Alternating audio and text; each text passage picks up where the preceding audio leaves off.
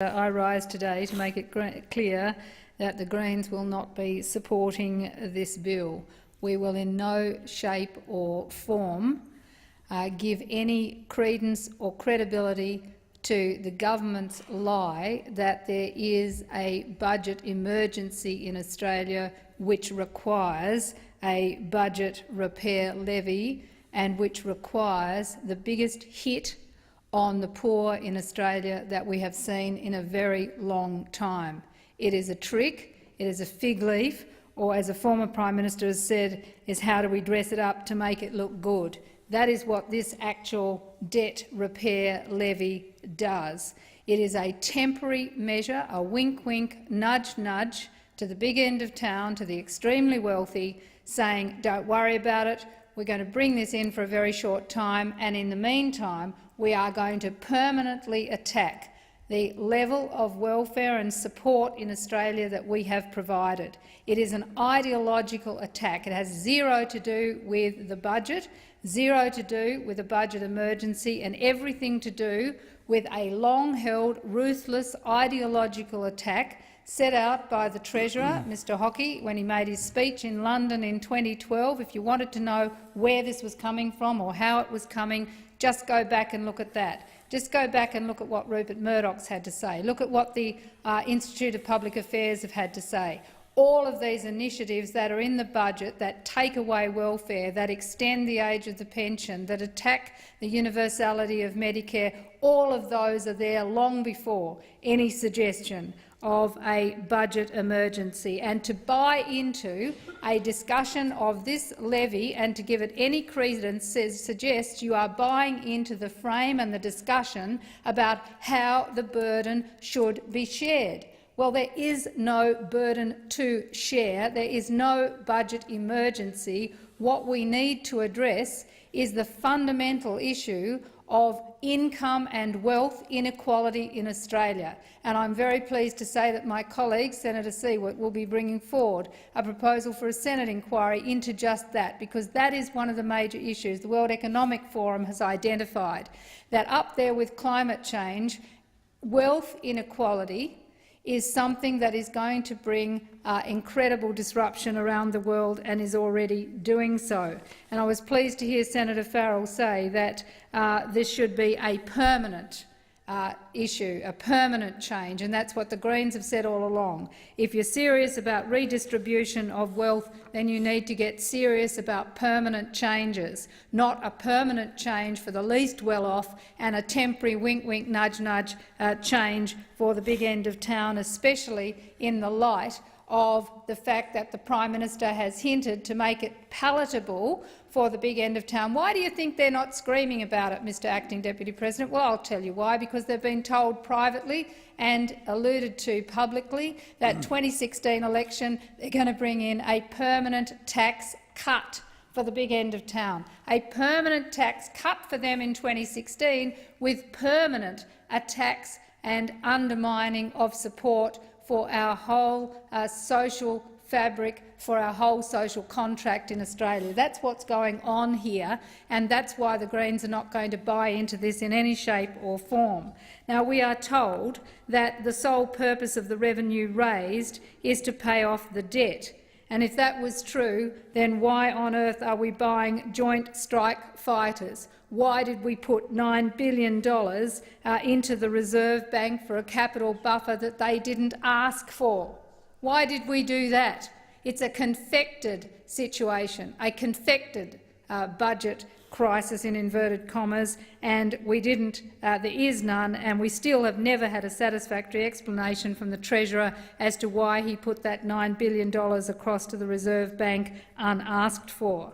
The sheer fact that it's called a budget repair levy proves what I'm saying. And in terms of the $180,000 threshold, already this weekend's Financial Review had a whole section on how you can salary package, how you can salary sacrifice, how you can use negative gearing, how you can use your superannuation concessions to get your income down below $180,000 so that you don't have to pay it. And already the loopholes in it mean that it's not even going to be for the length of time for a lot of people that has been suggested. So on the one hand you're being told that, on the other hand, out there in the wink-wink, nod-nod, we all know about it land, it is get your tax down, get your income sorted through these salary sacrificing and other provisions, and of course novated leases are the classic case. Why isn't the government out there explaining to people why they're going to keep on with this rort, so that the more expensive the car you buy,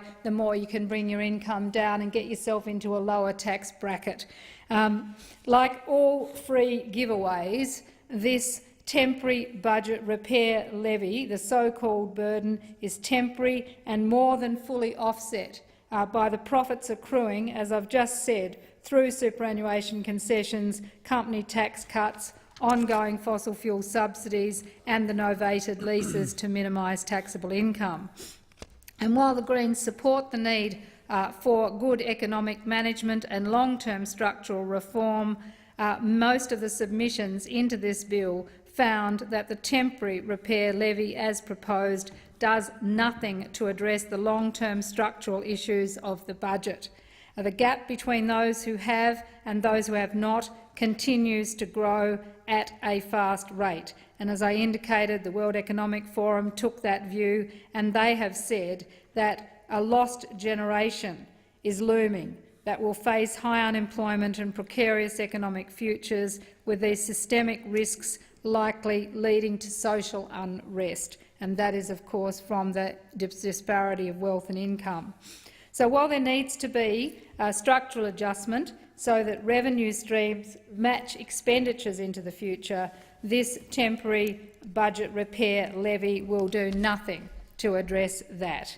In the submission to the Senate inquiry into this bill, the Grattan Institute argued the levy has no impact on the long-term structural position of the budget, as it will cease to exist in 2017-18. In another submission, Saul Eslake raised the point that it doesn't make any lasting contribution to fixing the budget in any structural sense. So let's just forget all this nonsense about fixing the budget emergency. It doesn't make any lasting contribution to fixing the budget in any structural sense. It is the bit of icing over the top to try to disguise a poisoned cake. That is the fact of the matter.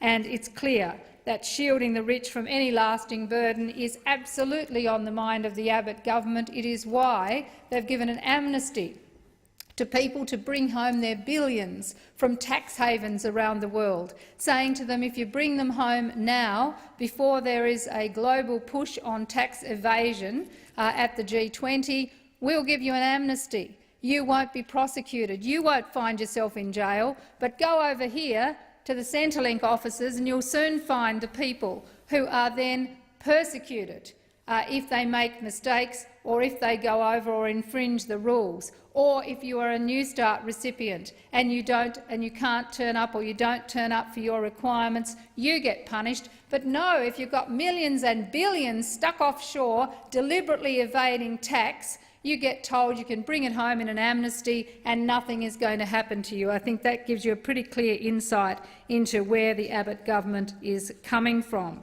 And if you accept this need for a temporary levy, as I said in the first place, it buys you into the notion that you accept the budget emergency and therefore you accept these vicious permanent cuts to the poor, and we're not going down that path. We don't believe any of it is necessary, and it's just a contrivance. And as I wanted to point out, what we do know is that there's a need for permanent structural change to ensure that the rich do pay a permanent new marginal tax rate, and that is what the Greens will pursue, a permanent new tax rate, not a con job that sees a tax cut coming forward at a permanent level in 2016. And it's with that I now move the Greens' second reading amendment, which calls for the government to extend the provisions of the levy beyond the 2016-17 financial year, making the levy permanent, So it's not just a con job, it's actually permanent. And secondly, guaranteeing that no tax cuts will be made or promised for the top income tax bracket prior to the 2016 election. So in other words, there is no tax cut or promise of one permitted before the 2016 election. That would test the mettle of this. If you are serious about a permanent change to those who earn more than $180,000, you have no concerns at all about supporting this amendment. And I call on both the government and the Labor Party to support that amendment. We're not going to let the government off the hook with this, with their temporary levy, and we're not going to stand by and watch what is going to happen, and that is everybody else suffer while the rich get ready to organise themselves to not pay it, to minimise their income and then get ready for their tax cut in 2016. In terms of the government, we have at a recent Senate hearing, Senator Cormann has said, quote, "We're very conscious of the fact that high-income earners already do a lot of the heavy lifting when it comes to contributing to Commonwealth revenue. But in the context of this budget, we decided and judged that it was necessary to ask everyone across the community to make a contribution, including asking higher-income earners to make an additional effort on top of the significant effort that they're already making." But the Grattan Institute then makes it clear, quote, "It doesn't share the pain very effectively, as it will only have a short-term impact on high-income earners, and by contrast the spending cuts that will have disproportionately large effect on lower-income earners, and they are permanent."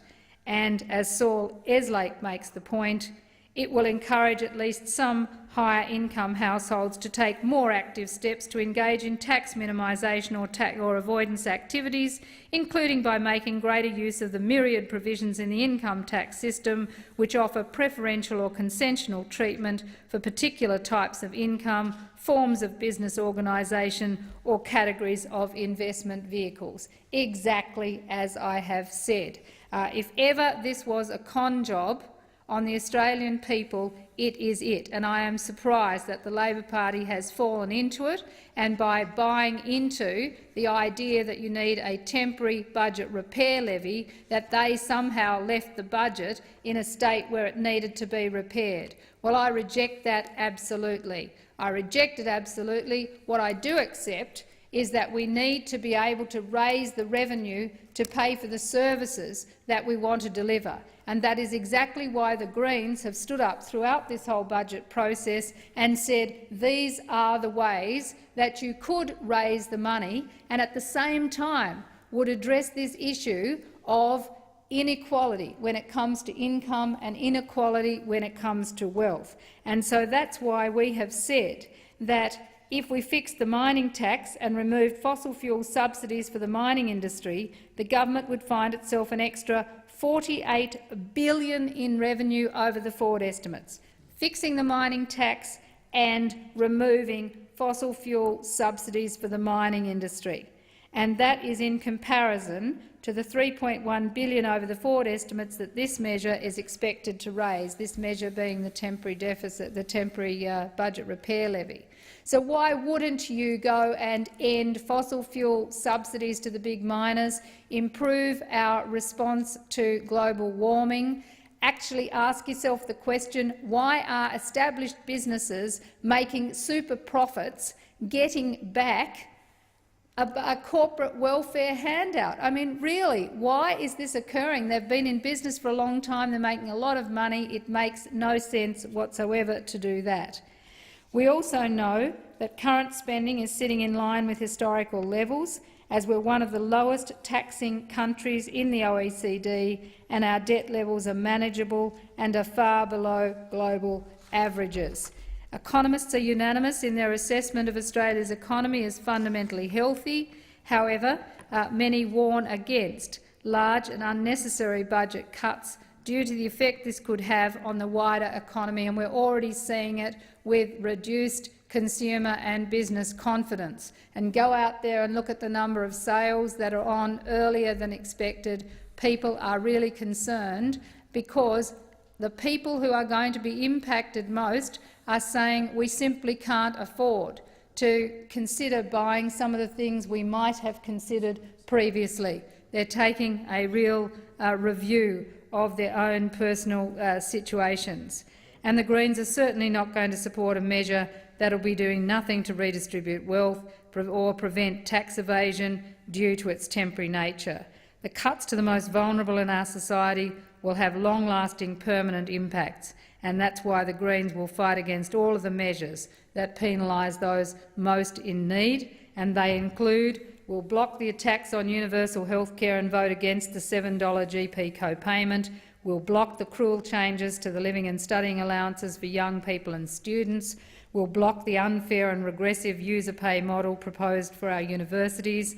We'll do everything we can to stop the destruction of our clean energy package, which has delivered help to so many to reduce their energy bills and ecological footprint. And, of course, we will block everything that attacks those who are seeking a job. That is all they are trying to do, many of them who have already done training but live in areas where there are no jobs available. And I think it is cruel indeed for the government to talk to people, for example, in northwest Tasmania, where you have a very high level of unemployment, where the number of unskilled jobs have fallen, and say to people there, oh well, you can just go and pick fruit, temporary fruit picking somewhere, or you can move to the mainland. How? On what? How do you move to the mainland? First of all, you've got to get there, and when you get there, where are you going to live on no money at all? And how are you going to be able to present yourself to be able to secure a job? It shows completely out of touch with the day-to-day reality for people living northwest Tasmania, North Adelaide, like right around Australia. People are looking at one another saying, how will we cope? And if you haven't got a family who can support you, then you are in serious trouble. And we are going to be looking at poverty and homelessness on a level that we have not seen. It's already